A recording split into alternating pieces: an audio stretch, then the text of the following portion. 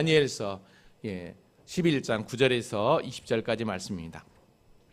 다니엘서 강의 22번째 시간인데요. 다니엘서를 11장을 마무리하려고 했는데 범위가 너무 또 많아서 20절까지만 끊었습니다. 그래서 오늘 다니엘서 11장 9절에서 20절까지 말씀 함께 합독하고 은혜를 나누도록 하겠습니다. 같이 한번 볼까요? 시작. 북방왕이 남방왕의 왕국으로 쳐들어갈 것이나 자기 본국으로 물러가리라. 그러나 그의 아들들이 전쟁을 준비하고 심히 많은 군대를 모아서 물이 넘친같이 나아올 것이며 그가 또 와서 남방왕의 견고한 성까지 칠 것이요 남방왕은 크게 노하여 나와서 북방왕과 싸울 것이라. 북방왕이 큰 무리를 일으킬 것이나 그 무리는 그의 손에 넘겨준 바 되리라. 그가 큰 무리를 사로잡은 후에 그의 마음이 스스로 높아져서 수만 명을 엎드려뜨릴 것이나 그 세력은 더하지 못할 것이요 북방왕은 돌아가서 다시 군대를 전보다 더 많이 준비하였다가 몇 해 후에 대군과 많은 물건을 거느리고 오리라. 그때에 여러 사람이 일어나서 남방왕을 칠 것이요 내 백성 중에서도 포악한 자가 스스로 높아져서 환상을 이루려 할 것이나 그들이 도리어 걸려 넘어지리라. 이에 북방왕은 와서 토성을 쌓고 견고한 성읍을 점령할 것이요 남방 군대는 그를 당할 수 없으며 또 그가 택한 군대라도 그를 당할 힘이 없을 것이므로 오직 와서 치는 자가 자기 마음대로 행하리니 그를 당할 사람이 없겠고 그는 영화로운 땅에 설 것이요 그의 손에는 멸망이 있으리라. 그가 결심하고 전국에 힘을 다하여 이르렀다가 그와 화친할 것이요 또 여자의 딸을 그에게 주어 그의 나라를 망하게 하려 할 것이나 이루지 못하리니 그에게 무익하리라.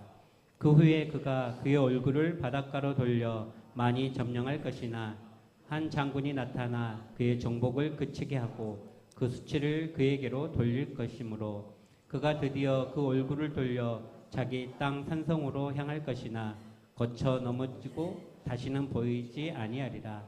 그 왕위를 이을 자가 압제자를 그 나라의 아름다운 곳으로 두루 다니게 할 것이나 그는 분노함이나 싸움이 없이 몇 날이 못되어 망할 것이요. 하나님은 살아계십니다. 살아계신 하나님은 변함없는 사랑과 은혜로 우리와 늘 함께 하시는 하나님이신 줄로 믿습니다.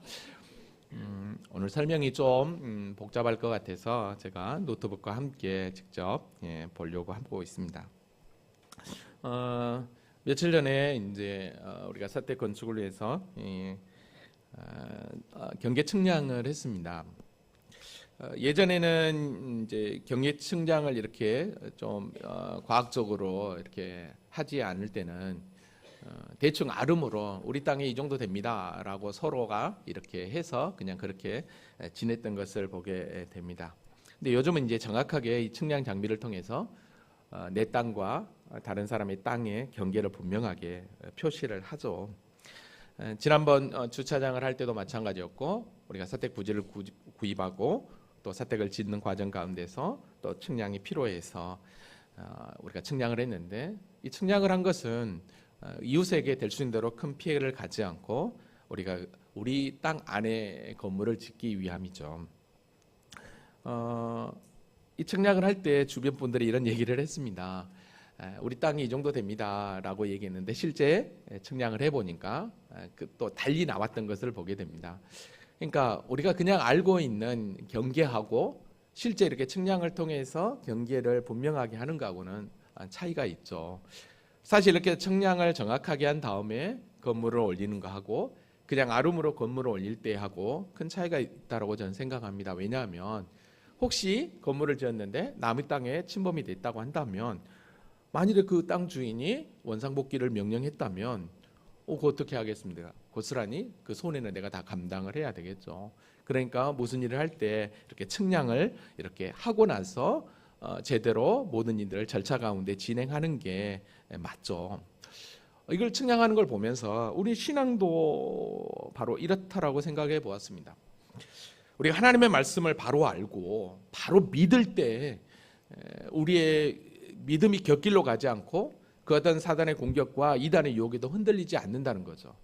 근데 그냥 말씀에 대한 어떤 머리로만 아는 그냥 아름, 그러니까 성경에 근거한, 말씀에 근거한 분명한 믿음이 아닌 그냥 듣고 정확하지 않는 그냥 그래 그냥 하는 그냥 아름의 그 믿음은 언제든지 우리가 흔들릴 수 있다라는 거죠. 그래서 이런 믿음을 우리 주님은 모래 위에 지은 집과 반석 위에 지은 집을 비유해서 분명히 우리에게 말씀하고 있다라는 걸 다시 한 번 더 생각해 보았습니다.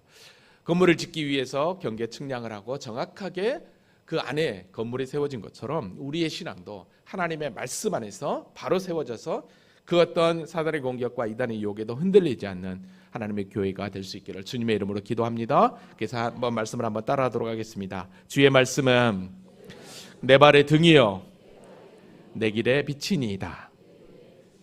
아멘. 예, 말씀을 더 사모하면서 우리의 믿음을 더 견고히 반석 위에 세우는 참된 믿음이 될 수 있기를 주님의 이름으로 기도합니다. 자, 우리는 지금 계속해서 다니엘서를 함께 공부하고 있습니다. 특별히 지난 시간에도 함께 공부했지만 구약 말라기 이후에 신약 마태복음이 오기까지는 약 400년의 중간 기간이 있다라고 그랬습니다. 즉 400년 동안 하나님의 계시가 임하지 않았던 거죠. 그래서 이거를 하나님의 침묵기, 하나님의 암흑기라고 표현을 했습니다. 자, 근데 놀라운 사실은 진짜 하나님께서 400년 동안 침묵했나? 라고 보니까 이 다니엘서 11장을 공부하다 보니까 이건 하나님께서 400년 동안 침묵한 게 아니라 이미 이 400년 신약의 중간사에 당신이 어떻게 이스라엘을 중심으로 한 그 주변의 제국들의 역사가 어떻게 흘러가는가를 계시하고 있었다라는 거죠. 그러니까 성경은 분명하게 이 400년의 신구약 그 중간에 암흑기 침묵기를 이야기하고 있었지만 그러나 다니엘서 11장 말씀을 통해서 하나님은 이 400년 암흑기 동안에 진정한 이 세상의 주인은 누구인가, 진짜 살아계신 하나님만이 이 온 세상의 주인임을 분명하게 선포하고 있음을 다시 한 번 더 발견하게 됩니다. 아멘입니까? 그래서 오늘 우리가 함께 공부할 본문도 이스라엘 역사가 아니라 그 이스라엘을 중심으로 한 그 당시 헬라 제국에서 이 프톨레미 왕조와 이 셀루쿠스 왕조 사이 두 왕국의 이야기입니다. 그래서 어쩌면 이스라엘의 역사 이야기가 아니라 이 헬라 제국의 이 프톨레미와 셀루쿠스 이 두 왕조의 이야기이기 때문에 딱딱할 수도 있고 재미없을 수도 있습니다. 그런데 제가 이 말씀은 그냥 쉽게 넘어갈 수도 있는데 이렇게 한 절 한 절 이 말씀을 함께 제가 역사와 함께 여러분들과 공부하고 싶은 것은 이 말씀이 성경에 기록되어 있으니까 이 성경은 우리에게 분명하게 하나님 당신이 누구신지를 우리에게 소개하고 있고 그 하나님의 절대주권 사인데 어떻게 이 역사가 일어나는가를 분명하게 소개하고 있기 때문에 제가 일부러 좀 힘들지만 하나님의 말씀은 실제다라고 하는 이 제국의 역사를 실제 성경에서 우리 주님께서 다니엘을 통해서 계시하셨는데 그 계시한 말씀이 실제 몇백 년이 흐른 후에 정말 이루어지는 현장을 보면서 정말 하나님은 살아계시는구나를 다시 한번 저와 여러분이 확인하는 그런 은혜가 있기를 원합니다. 그래서 사실 이렇게 한 절 한 절 제가 하려고 합니다. 사실 하나님께서 다니엘에게 지혜와 총명을 주시고 앞으로 되어질 그 역사를 환상을 통해서 계시해 주었습니다. 그 계시를 알았을 때 우리는 다니엘이 어떻게 했다고 했습니까? 그가 다니엘서 10장에 새 일에 21일을 결단하고 죄를 무릅쓰고 금식하며 하나님 앞에 기도 자리로 나갔던 것을 확인했습니다. 자, 그렇게 그가 금식하며 하나님 앞에 기도했던 건 다른 게 아니었죠.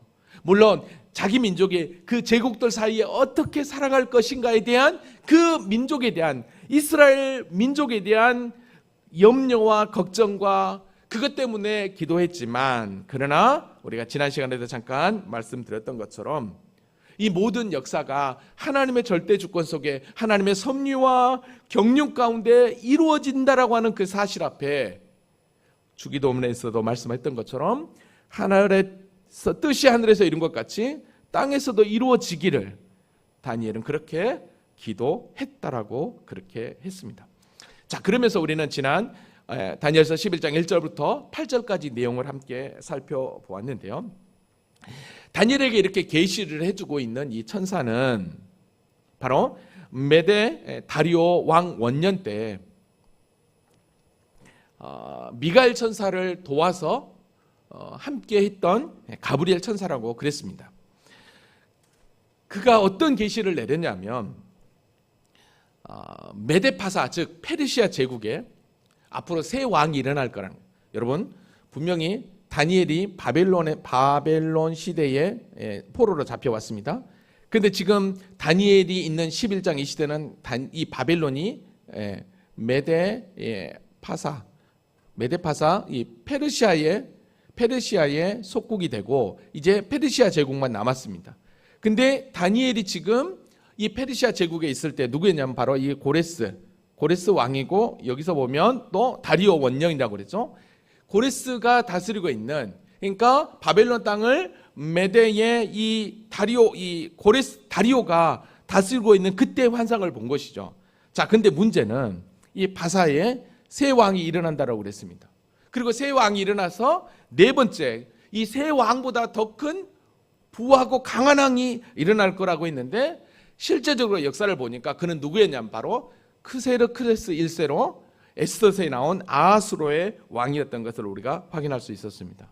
자, 그리고 메데파사가 끝나고 그 다음 제국이 어떤 제국이 일어나죠? 헬라 제국이 일어나죠. 그 다음 제국이 헬라 제국이 일어나는데 그 헬라 제국이 그대로 한 능력 있는 왕이 일어나서 큰 권세를 가지고 다스린다라고 그랬습니다. 바로 이 능력 있는 왕은 누구였느냐? 바로 헬라의 알렉산더 대왕이라고 그랬습니다. 자, 근데 이 헬라 제국을 크게, 이 메데파사를 멸망하고 헬라 제국을 이뤘는데 그만 이 알렉산더 대왕이 일찍 죽임을 당했다고 그랬죠. 33살에 죽임을 당합니다.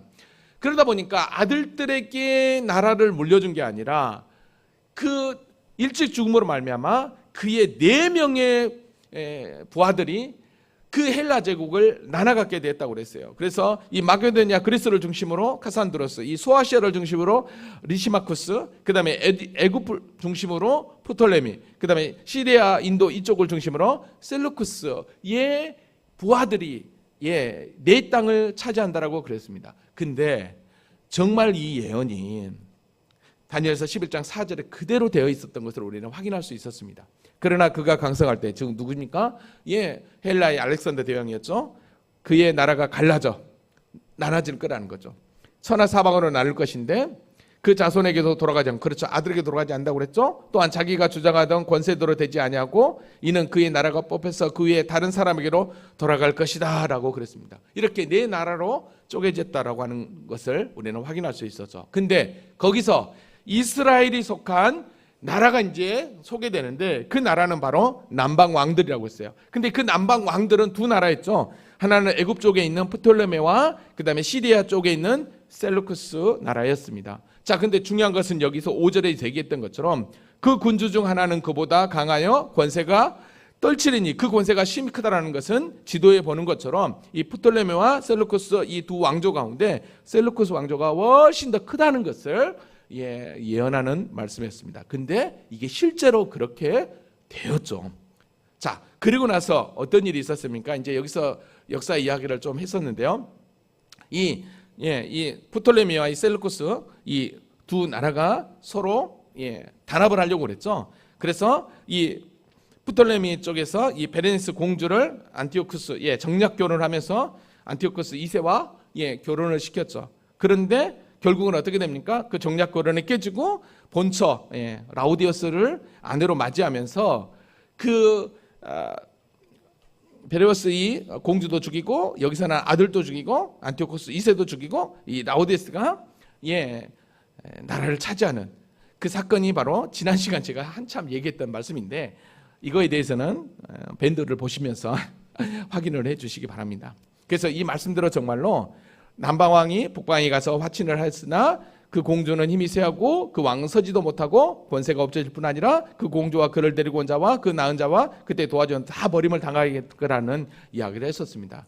자, 그러면 이렇게 남방 쪽에 있는 이 프톨레미 2세의 딸 베레니스가 죽고 손자까지 죽었으니까 이때 이 프톨레미 쪽에 있는 그 사람들이 가만히 있었겠냐요. 그래서 프톨레미 3세가 여기서 이제 그 공주는 받고 죽임을 당했던 그 공주였죠. 바로 이 프톨레미 3세는 공주의 오빠였습니다. 그 공주의 오빠가 프톨레미 3세 왕위가 되어서 한 사람이 왕위를 이어받아 북방의 군대, 즉 셀루쿠스를 치러 그 성에 들어갔다라고 그랬죠. 그래서 어떻게 합니까? 그 성에 있는 대승을 해서 그 신들과 부어만든 우상들과 금은 아름다운 것들을 다 노력해서 자기 나라 애굽으로 가져가고 두 나라는 전쟁이 잠깐 그치게 되었다라고 그랬습니다. 자, 여기까지가 지난 시간에 그 역사와 이 예언의 말씀 그대로 했던 것을 우리가 확인할 수 있었습니다. 자, 여러분, 지금 제가 두 제국을 이야기하고 있어요. 그지만 이 두 제국을 이야기하는 이유는, 성경에도 이 두 제국을 소개하는 이유는 다른 게 아닙니다. 이 두 제국 사이에 누가 속해 있습니까? 바로 이 예루살렘, 하나님의 택함 받은 이스라엘 백성들이 택해 있는 것입니다. 그러니까 하나님은 지금 이스라엘 백성들이 속해 있는 그 제국 그 사이에서 어떻게 이들이 지내고 있는지, 어떻게 살아갈 것인지, 두 제국의 역사 가운데 그 이스라엘 백성들을 우리 주님께서 계속해서 어떻게 그들을 이끌 것인가, 볼 것인가, 그거에 대해서 우리 주님께서는 바로 이 플로테메와 이 셀루쿠스 두 왕조의 이야기를 오늘 본문에서 쭉 길게 나가고 있는 것을 보게 됩니다. 그러니까 이 두 제국의 이야기지만 결국은 하나님께서 그 이스라엘 백성들이 이 두 제국 사이에 있는데 어떻게 이 두 제국을 이끄시는지, 그러면서도 하나님은 그 두 제국 사이에 있는 이스라엘, 즉 예루살렘을 어떻게 다스리는지를 분명히 우리에게 이야기하고 있다는 것입니다. 자, 이걸 보면 하나님은 제국의 모든 역사를 주관하고 계지만, 그러나 하나님의 택함받은 그 나라만큼은 절대로 포기하지 않고 끝까지 지키고 있다라고 하는 것들을 우리가 다시 한 번 더 확인하게 됩니다. 자, 그러면 오늘 본문을 보면서 정말 다니엘에게 예언한 말씀대로 실제 그렇게 또 이루어지고 있는가, 그 역사를 제가 한번 증명을 해 보도록 하겠습니다. 자, 보세요. 자, 아까 여기 8절에서 무슨 얘기했습니까? 이 프톨레미 쪽에서 이 프톨레미 3세가 군대를 일으켜서 여기 셀루쿠스 북방으로, 자, 이제는 어떻게 하겠습니까? 가서 어떻게 합니까? 모든 물건들을, 신전에 있는 금은 보화들을 끌고 이 애굽 쪽으로 이제 가져왔다고 그랬잖아요. 그러면 자, 이 셀루쿠스 쪽에 있는 나라가 가만히 있겠냐는 거예요. 그게 이제 오늘 9절부터 이야기입니다. 잘 보세요. 9절 볼게요. 북방왕이, 자, 여기서 북방왕이 셀루쿠스를 이야기해요. 남방왕의 왕국으로 쳐들어가. 그렇죠, 당연하죠. 왜냐하면 이 프톨레미 여기 2세가 셀루쿠스 여기까지 공격해가지고 여기 있는 신전들의 금부화를 다 가져갔으니까 쳐들어갈 것이나 자기 본국으로 물러가리라. 근데 잘 보세요. 여기서 공격을 했지만 다시 끝까지 공격하지 못하고 다시 돌아갈 거라는 거예요. 자, 이때 이 셀루쿠스 2세가 누구였냐면 역사적으로 셀루쿠스 이 공격했던 이 북방 이 왕은 바로 셀루쿠스 2세라는 왕이었습니다. 그런데 실제 역사에서 보면 정말로 이 셀루쿠스 2세가 이 프톨레미 2세를 향해서 쭉 올라가다가 이 예루살렘 이 부근, 시리아 이 남부 부근에서 대군을 만나면서 그만 이 프톨레미를 공격하지 못하고 다시 돌아가게 됩니다. 전쟁에서 실패를 하게 되죠. 자, 그러니까 여러분, 이 북방왕이 어떻게 하겠습니까? 실패하니까 그대로 멈출까요? 아닙니다. 10절 한번 가볼게요. 10절에 보면 그러나 그의 아들들이 전쟁을 준비하고, 자, 여기서 그의 아들들은 전쟁에서 방금 실패했던 이 셀루쿠스 2세의 아들들을 이야기합니다. 준비하고 심히 많은 군대를 모아 물이 넘친 같이 나올 것이며 그가 또 와서 남방왕의 견고한 성까지 찾아내니, 자, 남방왕은 곧 이 프톨레미입니다. 그러니까 셀루쿠스 2세가 전쟁을 준비해서 심히 많은 군대를 이끌고 다시 애굽을 공격했다라는 것입니다. 근데 애굽을 공격하는데 어때요? 물이 넘친 같이, 홍수가 그냥 쓸어버린 같이 심히 많은 군대를 가지고 그 남방왕의 견고한 성까지 싹 쓸어버리겠다라는 거죠. 자, 이 플루크 2세는 실패했지만 그의 아들들이 그렇게 했다라는 거야. 자, 그럼 여기서 잠깐만 그의 아들들의 실제 역사를 한번 봐볼게요. 그의 아들들이 누구였냐면 이 북방의 셀루커스 2세의 이 아들은 셀루커스 3세와 두 사람이 안티오코스 3세가 있습니다. 이 두 사람이 있는데 어떤 일이 발생하냐면 이 안티오코스 3세가 욕심을 내서 이 셀루커스 2세 다음으로 왕으로 셀루커스 3세가 됐는데 그만 이 셀루커스 3세를 죽여버립니다. 그리고 자기가 왕이 됩니다. 그러니까 똑같은 형제간에도 서로 치고받고 하는 전쟁이 일어나게 된 거죠. 그래서 이 셀루커스 3세가 이 북방 이 셀루커스 이 지역을 다스리게 되죠. 그리고 나서 어떻게 되냐면 다스리면서 이 남방 프톨레미를 공격을 하게 됩니다. 자, 아까도 제가 얘기했지만 지금 이 셀루커스가 이렇게 프톨레미를 공격할 때 이 사이에는 어디가 있다고요? 예루살렘이 있다라는 거예요. 그래서 이 예루살렘이 여러분 보십시오. 지금 여기 공격할 때 여기를 거치게 되고 또 이쪽 프톨레미가 셀루쿠스를 공격할 때 여기를 거치게 될 때 이때 이 예루살렘이 어떻게 했냐는 거예요. 이스라엘 백성들이 누구를 눈치를 봐야 되겠냐는 거죠. 어떨 때는 프톨레미 쪽에 붙다 보면 이 셀루쿠스 쪽에서 공격할 때 다 죽을 것이고 또 이 셀루쿠스 눈치를 보자니 또 이 프톨레미가 공격이 오면 거기서 또 치고받고 하는 거예요. 완전히 가운데 껴 있는 거예요. 여러분 이 완전히 가운데 껴 있을 때 과연 이스라엘 백성들은 어떻게 했을 거냐는 거예요. 여러분 어떨 거 있겠습니까? 지금 우리는 다니엘서를 통해 제국의 역사를 보고 있습니다.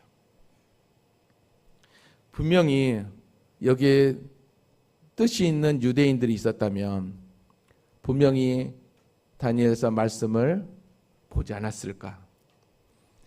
그리고 이 다니엘서 말씀을 보면서 제국의 역사가 바벨론부터 메데파사, 즉 페르시아, 그 다음에 헬라, 그 다음에 이렇게 이 왕조로 나눠지는 그 현장을 이미 다니엘서에 기록되어 있었잖아요. 그러면 그 다니엘서를 통해서 이 제국의 역사를 분명하게 이 유대인들이 성경을 통해서 보았다면 어땠겠냐는 거예요. 지금 이들이 양쪽에 치고받고 하는 상황 가운데서 가운데 껴서 마치 고래등에 새우등 터진 것처럼 그런 상황이지만 이 유대인들이 다니엘서 말씀을 통해서 계시된 대로 하나님의 역사가 그렇게 이루어진다고 생각할 때 어떤 생각을 했겠냐는 거예요. 바로 이것이에요. 여러분 오늘 저와 여러분이 예수 그리스도를 믿어 구원받아 하나님의 자녀가 되었어요. 그래서 우리에게는 영원한 새하늘과 새 땅이 있어요. 근데 말씀 가운데 우리 주님이 분명히 다시 재림하여 오신다고 그랬어요. 그러면 끝까지 믿음을 지키는 자들은 들림받아 영원한 새하늘과 새 땅에 들어간다는 걸 우리는 믿고 있어요. 그러면 지금 우리에게 그 어떤 시련이, 그 어떤 고난이, 그 어떤 환난이 올 때 우리는 어떤 믿음으로 살아가겠냐? 앞서간 믿음의 선진들이 순교하고 끝까지 죽음으로 신앙을 지킨 이유가 무엇입니까? 바로 이거 아닙니까? 끝까지 흔들리지 않고 하나님의 절대 주권 속에 하나님께서 다시 오실 그 주님을 소망하면서 믿음을 지켰던 거죠. 저는 이 유대인들이 바로 의식 있는 자들이 이 다니엘서를 알았다면 제국의 이 역사가 왔다 갔다 하는 그 상황 가운데서도 어떡합니까? 하나님의 뜻 가운데 이 제국의 역사는 진행되고 있는 거다. 그렇다고 한다면 이 제국의 이 왕들을 두려워하는 게 아니라 진짜 살아 계시고 그 제국의 역사를 주관하시는 하나님을 더 두려워하면서 하나님을 붙잡지 않았을까? 여러분 어떻게 생각하십니까? 똑같은 개념입니다. 저와 여러분이 고난이 오고 시련이 와도 끝까지 믿음에 배도하지 않고 끝까지 하나님의 교회를 섬기며 믿음 가운데 나가는 것, 이게 뭐죠? 바로 이거예요. 말씀을 아니까 마지막 때가 되면 엄청난 환난과 핍박이 온다는 걸 아니까, 그렇지만 그 나중에는 새하늘과 새 땅이 우리에게 기다리고 있다는 사실을 믿으니까 참고 인내했던 것이죠. 왜 이거를 이 역사를 다니엘서를 통해서 지금 우리에게 말씀하고 있을까? 바로 이것입니다. 아무리 제국의 역사가 흥망성쇠로 왔다 갔다 한다 할지라도 이 모든 역사를 주관하시는 분은 누구다? 하나님이다. 아멘입니까? 여러분 보세요. 지금 이 셀루쿠스 이 북쪽에서 자 남쪽을 공격했어요. 자 그러니까 이 프톨레미 이 남쪽이 가만히 있겠냐고요. 11절 보십시오. 남방왕은 크게 노하여, 그죠? 이 남방 프톨레미 쪽에서는 화가 나죠. 왜? 공격해가지고 또 막 초토화시켰으니까. 그래서 어떡합니까? 북방왕과 싸울 것이다. 다시 뭐요? 셀루쿠스 이쪽을 공격할 거라는 거예요. 자, 그러니까 어떡합니까? 북방왕이 큰 무리를 일으켜. 그렇죠? 이 셀루쿠스 쪽에서 다시 큰 무리를 준비해가지고 싸우겠죠. 그 무리는 그 손에 넘겨준 바 되리라 라고 그랬어요. 자, 여러분 봐보십시오.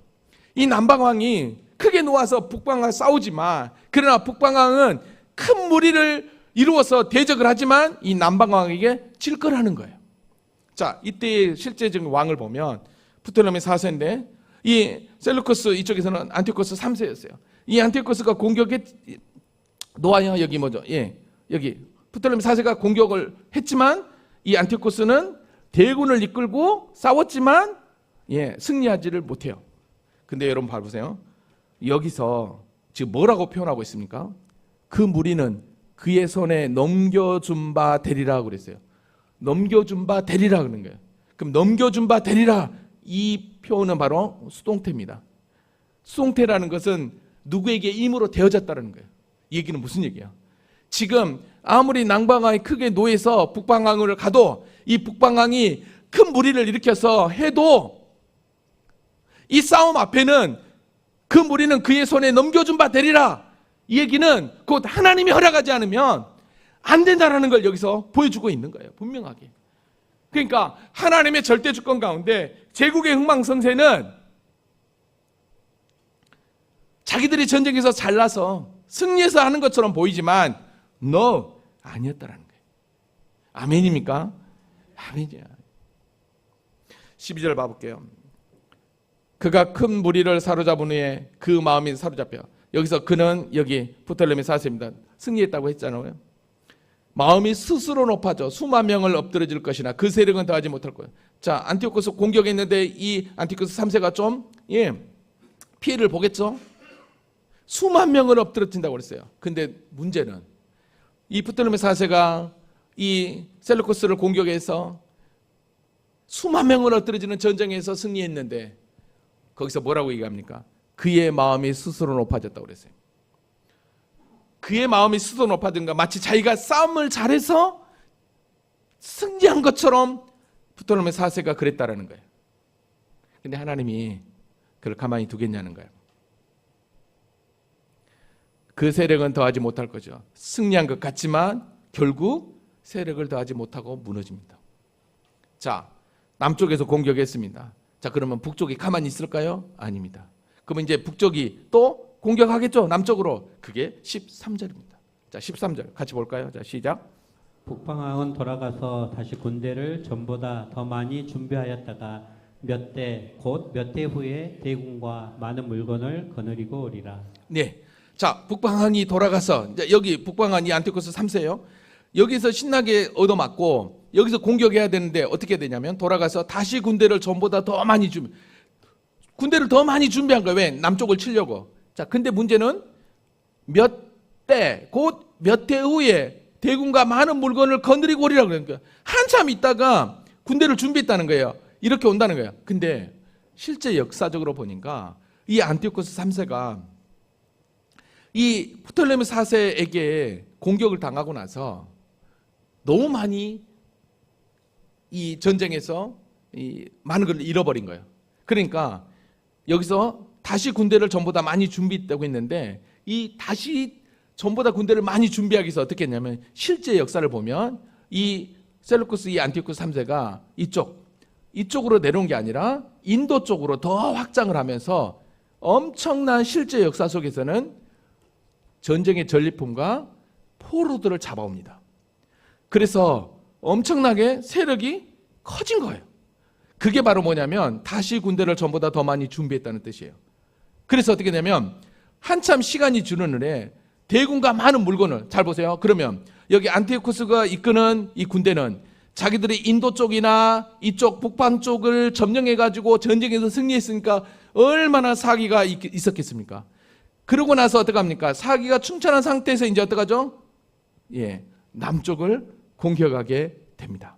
그게 이제 14절입니다. 그때 여러 사람이 일어나서 남방을 칠 것이요. 자, 여러 사람이 일어났다는 건 뭐냐면 여기서 안티오쿠스 3세가 이쪽에서 점령한 그런 연합군들 나라들과 함께 어떡합니까? 이 남쪽 이 프톨레미 4세를 공격했다라는 이야기입니다. 근데 여기서 잘 보세요. 이쪽을 공격하는데 내 백성 중에도 이거 다니엘을 얘기하거든요. 내 백성 중에도 하니까 이 내 백성은 누구냐? 바로 이스라엘 백성을 얘기합니다. 이스라엘 백성 중에도 포악한 자가 스스로 높아져 환상을 이루려 할 것이나 그들이 도리어 걸려 넘어지라니. 무슨 얘기냐면 이 안티오쿠스 3세가 역사적으로 이쪽에서 점령했던 수많은 점령국들과 연합하여서 이쪽으로 공격할 때 이스라엘의 포악한 자들까지도 포함을 시켜서 이 프톨레미를 공격했다라는 것입니다. 그러면서 어떻게 하냐면 공격하면서 스스로 높아서 환상을 이루려 한다는 것은 뭐냐면 다시 한 번 더 이 땅을, 이 이스라엘 땅이 지금 프톨레미 4세기 넘어갔는데 다시 한 번 더 이 안티오쿠스 3세가 속한 셀루쿠스로 차지할 수 있도록 했다라는 것이죠. 자, 근데 여러분 봅시다. 이게 어떻게 진행되냐면 마침 이때 이 안티오쿠스 3세가 남방 왕을 칠 때 그만 이 프톨레미 4세가 죽고 프톨레미 5세가 왕이 되는데 그 왕이 될 때가 5살이었다고 합니다. 여러분 5살이 왕이 돼요? 그러면 어떻게 전쟁을 하겠어요? 오케이, 이때다 하고 이때 공격을 한 것입니다. 그러니까 여러분 보십시오. 5살이 왕이 되면 누가 싸우겠습니까? 대신들이 이제 싸워야 되는 상황이니까 이 안티오쿠스는 그때를 노리고 역사적으로 공격을 한 것입니다. 근데 여러분 보십시오. 이 북방왕이 이 안티오쿠스 3세가 남방을 어떻게 쳤냐 하면 15절에 보니까요. 여러분 보십시오. 이에 북방왕은, 자, 안티오쿠스 3세요. 토성을 쌓고 견고한 성읍을 점령할. 토성을 쌓고. 여러분 보십시오. 이게 이제 성이면 이게 높잖아요. 이 성벽이면 이 성벽을 하려고 하면 우리가 잘 아는 대로 뭐 사다리로 해가지고 막 사다리로 올라가가지고 병사가 올라가잖아요. 이렇게 하면 푹 밀어버리니까 안 되니까 여기다가 진흙으로 토성을 이렇게 쌓은 거예요. 토성을. 그래갖고 이렇게 그냥 진구한 거죠. 그렇게 해가지고 어떻게 합니까? 점령을 하게 됩니다. 실제. 근데 여기 이렇게 얘기하고 있어요. 실제. 그렇게 한다고. 그러니까 어떻게 합니까? 남방 군대는 그를 당할 수 없으며, 자, 남방 군대는 프톨레미죠. 그의 택한 군대라도 당할 힘이 없는 거예요. 완전히 그냥 이 북방이 안티오쿠스 3세가 점령하니까 어떻게 합니까? 지금 초토화가 되고 있는 것입니다. 그러니까 프톨레미 5살밖에 되지 않으니까 질 수밖에 없죠. 자, 보세요. 그러니까 16절에 그가 와서 치는 자가 자기 마음대로 행하리니 그를 당할 자가 없겠고 그의 영화로운 땅에 설 것이며 그의 손에 멸망이 있으라. 계속해서 이 안티오쿠스 이 3세가 쭉 공격을 하니까 드디어 여기 그는 영화로운 땅에 설 것이요. 예루살렘에서 프톨레미에게 빼앗겼던 땅을 이 셀루쿠스 왕조가 다시 예루살렘을 차지하게 됩니다. 자, 이게 바로 뭐냐면 그가 영화로운 땅에 설 것이요, 그 얘기예요. 자, 그러고서 그의 손에 멸망당하리라. 이 얘기는 뭐냐면 잘 보세요. 우리가 너무너무 잘 아는 대로 이제는 이 예루살렘이 절대로 이 다음부터는 프톨레미에 넘어가지 않고 셀루쿠스 왕조 땅이 됩니다. 우리가 잘 아는 대로 셀루쿠스 왕 땅이 될 때 그의 손에서 멸망이 있으라고 했잖아요. 그때 어디냐면 나중에 이 안티오쿠스 3세가 죽고 우리가 너무너무 잘 알고 있는 안티오쿠스 4세 에피파네스가 등장합니다. 여러분, 이 에피파네스는 21절부터 나옵니다. 이 에피파네스가 얼마나 유대인들을 핍박하냐 하면 우리가 너무너무 잘 아는 대로 6월절 이 성전에 제우스 신전을 세우고 돼지머리를 갖다 놓고 율법도 안식일도 할례도 금지시키면서 어마어마한 핍박을 가한 왕이 바로 안티오쿠스, 그 다음에 일어나는 안티오쿠스 4세 에피파네스입니다. 역사적으로. 그래서 그의 손에 멸망이 있으리라라고 이야기합니다. 근데 이게 실제 다니엘서 8장에서 이미 작은 뿔이 등장하면서 그렇게 초토화될 것이라고 이미 예언되어 있습니다. 여러분, 이걸 보면 제국의 하나님의 이 역사는 그냥 되는 게 아닙니다. 그냥 우연히 되는 게 아닙니다. 여러분, 어느 정도로 이 안티오쿠스 3세가 이 프톨레미를 여기를 먹으려고 했냐면, 여러분 보세요. 17절 볼게요. 그가 결심하고 전국의 힘을 다하여 이쪽에 있는 모든 연합군의 힘을 다하여 이르러 화친할 건데, 어떻게 하냐면, 어떻게 화친하냐면 또 여자의 딸을 그에게 주어 그의 나라를 망하게 하려 할 것이나 그랬습니다. 여기서 안티오쿠스 3세 딸이 누구냐, 바로 클레오파트라입니다. 이런 클레오파트라, 우리가 알고 있는 클레오파트라는 이 클레오파트라 물줄기를 타고 온 한참 뒤에 나오는 사람인데, 아무튼 이 딸을 이 프톨레미 5세에게 결혼을 시킵니다. 역사적으로. 자, 그럼 잘 보세요. 5살에게 이 딸을 결혼했다? 그러면 어떻게 되겠죠? 이 클레오파트라 이 공주를 통해서 완전히 이 남편 5살밖에 되지 않는 이 왕을 허수아비로 두고 섭정을 하면서 남방이 프톨레모를 완전히 다 먹어버리려고 작정을 했던 거예요. 그러고 나서 그렇게 딸을 시집을 보냈어요. 근데 여러분 보세요. 여기서 뭐라고 얘기합니까? 또 그 여자의 딸을 그에게 주어 그의 나라를 망하게 하려 할 것이나 이루지 못하느니, 그에게 이루지 못한대요. 계획은 너무너무 좋았어요. 왜 이루지 못한 줄 아세요? 이 클레오파트라를 이 5살에게 보내서 네가 섭정해서 여기 프톨레미 이 땅을 다 먹으려고 했는데, 그만 이 클레오파트라가 5살짜리 자기 남편을 보니까 너무 불쌍한 거예요. 너무 불쌍하니까, 어머, 우리 아버지가 이렇게 불쌍한 이 왕을, 이 지역을 먹어 하고 이 클레오파트라가 아버지를 배반을 해버립니다. 그리고 아버지의 뜻대로 하지 않고 오히려 더 프톨레미 3세 이쪽에 붙어 5세 여기에 붙어가지고 아버지를 태양하게 됩니다. 그래서 바로 17절에 또 여자의 딸을 그에게 주어 그의 나라를 망하게 하려 할 것이나 이루지 못하리니, 이대로 이게 되고요. 여러분, 어떻게 이게 주님이 제국의 역사를 몇백 년 전에 다니엘에게 한 얘기가 이게 이대로 이루어지고 있는 거예요. 이대로. 어떻게 이러냐는 거예요. 이걸 보면 뭘 의미하겠습니까?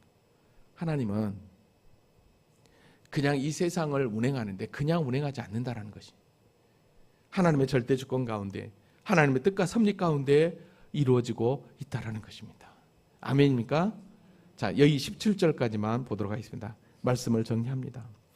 사랑하는 성도 여러분, 제가 이 말씀을 설교를 준비하면서 깜짝깜짝 놀란 게 뭐냐면, 아니 어떻게 하나님은 당신의 구원 역사를 성경에 계시하면서 이렇게 제국의 역사까지도 몇백 년의 그 제국의 역사를 이렇게 분명하게 마치 사실처럼 예언할 수 있었을까?